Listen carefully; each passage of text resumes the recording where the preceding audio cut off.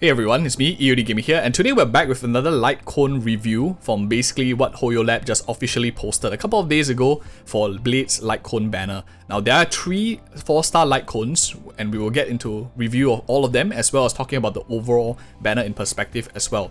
I just want to talk real quick, if you are free to play and you are like, you never want to pull on Lightcone banners, I don't think any of you, even after if you watch this video and my thoughts, don't get dissuaded or convinced rather to pull on this banner. I think it's never worth it for free-to-play players to spend their Stellar Jade on any Lightcone banner. You can clear it really with a lot of standard 5-star Lightcones or even 4-star Lightcones as well. There's no need to waste your precious Stellar Jade unless you are, like, of course, maining Blade, for example, or maining Kafka, which we'll be doing a review on her Lightcone banner in a little bit in future as well once more information is out. So with that disclaimer aside, I think that sets the context for us to now talk a little bit more for those of us who are really interested in knowing how this banner is actually performing. The TLDR, let's start off with that first for any of you who just want a very quick review. I think this overall banner is very strong. You have a very solid Blade Lightcone here, and you also have very good alternatives for those of us who maybe don't get the signature Lightcone. Maybe we are not very lucky or maybe don't have enough pulls after getting Blade early and stuff like that. And also we get a very strong Hunt Lightcone, one of the best in slot, and also a very versatile Abundance Lightcone. So there are no like useless Lightcones in this setup, so I would say that it's already a pretty strong, maybe a S- tier, or probably even an S tier, one of the better Lightcone banners that we have seen so far. But first, of course, let's talk about the 4-star Lightcones real quick and why do I think they are so strong, and then we will go in with Blade's Lightcone in a little bit too. So first things first, swordplay is super strong. A lot of us will be either playing Susang, you'll be playing Zealer. If you have her, you put her from the start. And this Lightcone works very well with Hunt characters' kits in general, because first of all is a damage dealt increase that stacks when you hit the same target. This means it works very well with Dan Heng, Yanting, who scale off maybe like Yanting likes crit damage, Dan Heng likes a bit more crit rate. This one doesn't matter because it's like damage bonus, so it's pretty general across the board. And is pretty strong because a lot of the Hunt characters generally will be hitting like the same tanky unit more or less non-stop to do a lot more damage to bosses and stuff like that. So that is one of the things that I'm thinking about off the top of my head. The real alternative like to swordplay would be the 5-star cruising in the Stellar Sea. More testing has to be done between the two, but most of the time we likely will be running or want to have the option of running 2 Hunt characters, 1 in each side. Especially if you want to burst down a special unit as well, or a boss unit. So having like swordplay at decent amount of superimposition, as well as cruising the Stellar Sea, the 5-star option, very solid in our roster also. I do think it's probably the best 4-star out of all of them, and definitely worth considering, especially if you're running more than 1 Hunt character in your team of 8 already. Next up, of course, we have a Secret Vow. I think a Secret Vow is super strong, probably like the best in my opinion, Destruction Lightcone, especially if you can proc the full effect of the second part here. I think it's also going to be really strong as a 4-star option for Blade 2. For those of us who don't know, basically the effect is it increases the damage dealt by 20% at superimposition 1. It goes up to 40% at superimposition 5. And whenever you are at lower life than the enemy and you're attacking, you also deal an extra 20% damage at superimposition 1, 40 at superimposition 5. This adds up to be about 40% damage increase or 80% damage increase at 1 and 5 superimposition respectively. Pretty massive if you ask me, and damage bonus is very general. It's very versatile as well, so it doesn't really care like Blade who scales up with HP, doesn't really matter. Arlen who scales up with attack, doesn't really matter as well. So very versatile, and eventually if like, we get defense scaling, if we ever do destruction characters, I think it's also pretty interesting. Damage bonus is not as easy to obtain as attack bonus, definitely worth considering for those of you who maybe are thinking of like picking up 1 destruction Lightcone copy and you don't mind like pulling on Lightcone banners as well. So this is a good consolation price for any of us who like, maybe don't make it all the way to like the signature Lightcone here for Blade. It's a pretty decent consolation. And in fact, I would be talking a bit more about both of them, like compared side by side, and my thoughts as well and what needs to be tested still. But first, let's go on to the last one here, Shared Feeling. And this is an Abundance Lightcone. I think that is one of the most versatile Lightcones in the game. It might not be best in slot for everyone, like different characters might prefer each one. Maybe Bailu has a preference, Natasha has a preference, Lota has his preference too. But if you look at it, outgoing healing 10% is very general. All healers generally revolve around healing, so it's a very welcome stat.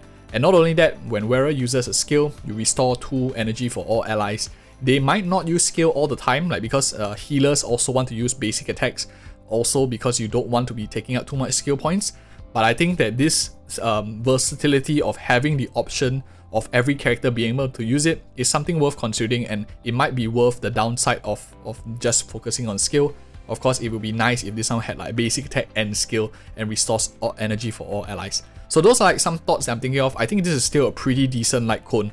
It might not be best in slot for everyone, but I think it's still pretty usable as a 4-star if you only have maybe one, because you don't really pull on Lightcone banners.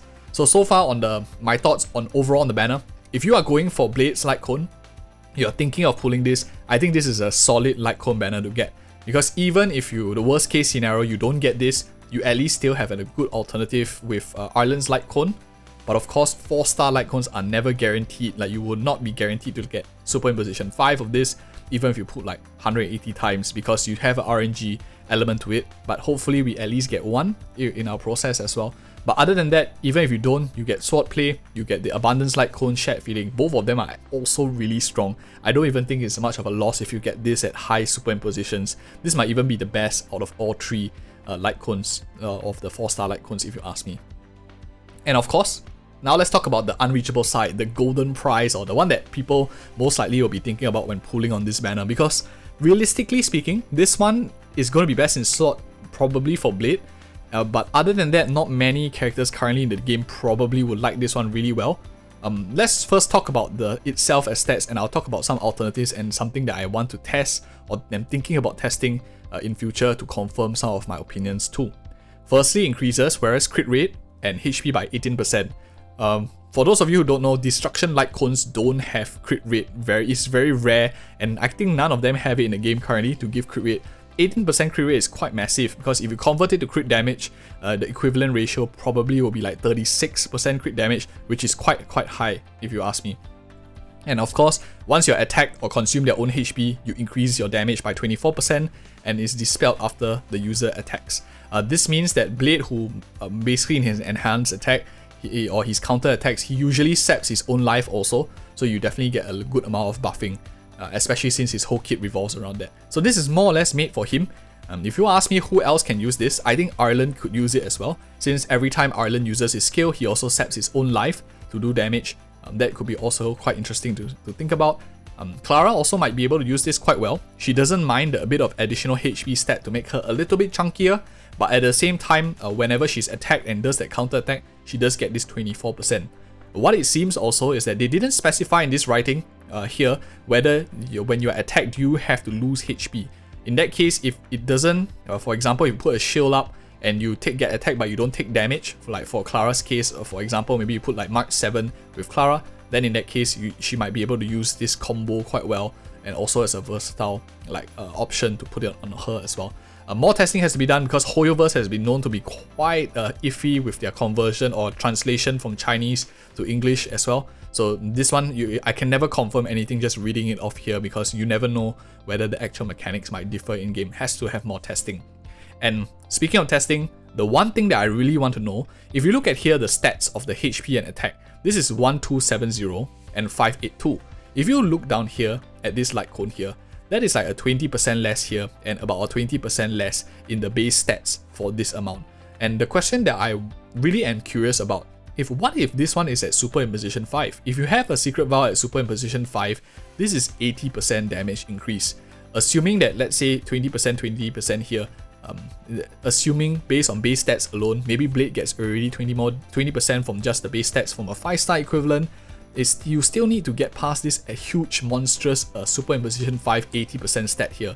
And I'm not too sure, if you ask me, like just this 36% crit damage plus this 24% damage combined is actually better, or does it just nice break even? Because just like, let's just do very simple additive maths, nothing multiplicative and stuff. There's like 36% plus this, that's like already 60%, and of course some additional HP here of 18%. It might be barely better, slightly better than a Super Imposition 5 4-star Lightcone. And after considering that, maybe if you already have a Secret Vow at Super Imposition 5, the differences might not be too great, especially if you're able to get the crit rate stats for this character as well. But of course, these are just like my initial very dirty mats. I never like to commit before actually testing anything, but those are some thoughts on the top of my head as well. I'll definitely like to see more testing on this being done. And if you guys are interested in seeing on the channel, let me know in the comments below if you guys are actually pulling on this and really want me to like spend money and test. Because if you guys are interested, I probably would do it to test it for you guys too. And yeah, I will be doing this for Kafka's banner as well for the second part of version 1.2 once more official information like this is out. And I'll be doing testing for Blade on the first day. So like and subscribe and turn on notifications if you want to see like first hand reviews on the character too. Thank you so much for watching and see you in the next video.